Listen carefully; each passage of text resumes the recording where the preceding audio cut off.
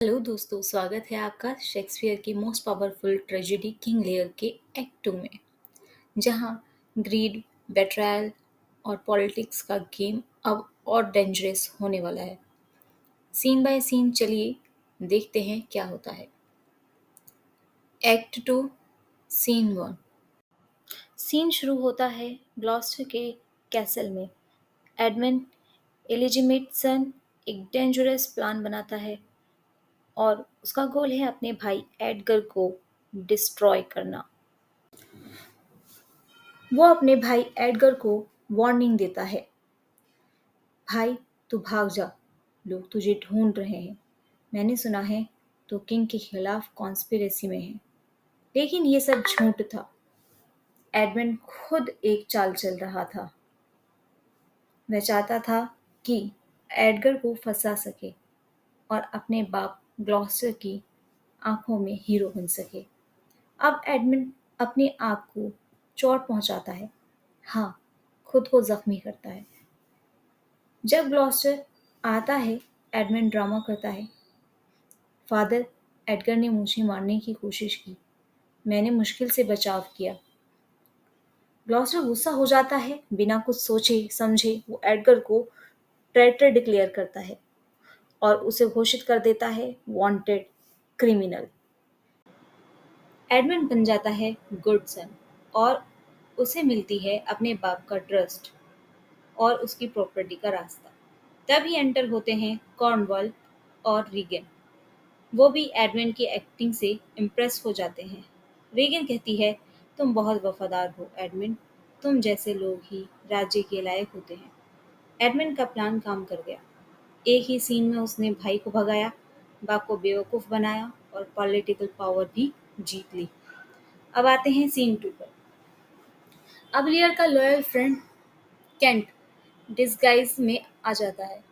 वो अपना रूप चेंज कर लेता है लियर के मैसेज के साथ। उसका टारगेट है गॉनरेल और रीगन से लियर के लिए इंसाफ मांगना। लेकिन रास्ते में उसकी टक्कर होती है ऑसवर्ल्ड से, गॉनरेल का चमचा। कैंट गुस्सा हो जाता है, तेरे जैसों की वजह से राजा अकेला पड़ गया है, और दोनों के बीच होती है जबरदस्त फाइट। तभी रीगन और कॉर्नवल वहां पहुंच जाते हैं।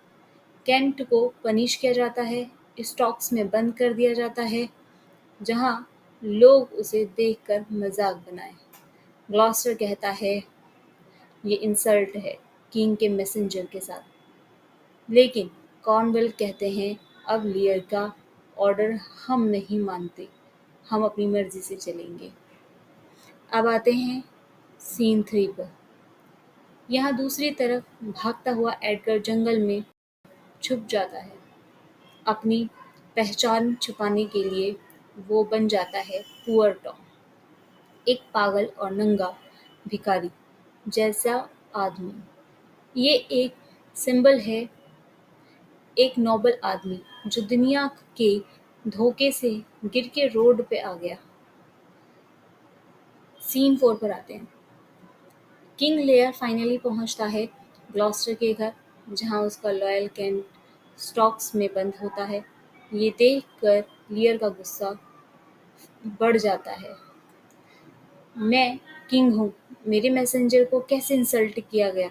लेकिन रीगन और कॉर्नेल लियर को इग्नोर करती हैं। वो कहती हैं आप ओल्ड हो गए हैं, आपको इतनी सेना क्यों चाहिए, सो नाइट्स का क्या काम है। लियर शॉक हो जाता है, पहले कॉर्नेल ने उसकी बेइज्जती की, अब रीगन भी उसी रास्ते पे। लियर कहते हैं मेरे पास कुछ नहीं बचा, तुम दोनों मेरी बेटियां नहीं हो सकती। उसका दर्द उसके शब्दों में दिखता है, ओ रीज़न नहीं, not the need, O reason not the need. और उसी वक्त आसमान में बिजली चमकती है, एक तूफान शुरू हो जाता है और लियर के दिमाग और दिल दोनों में चल रहा है। रीगन और गॉनरेल कहते हैं अब आप रात को हमारे महल में नहीं रह सकते, बाहर जाओ। लियर कहते हैं ठीक है, तुम्हारे झूठे प्यार से अच्छा है मैं तूफान में मर जाऊं। और लियर बाहर निकलता है और खुले आसमान के नीचे एक राजा जिसका अब अपना घर भी नहीं है।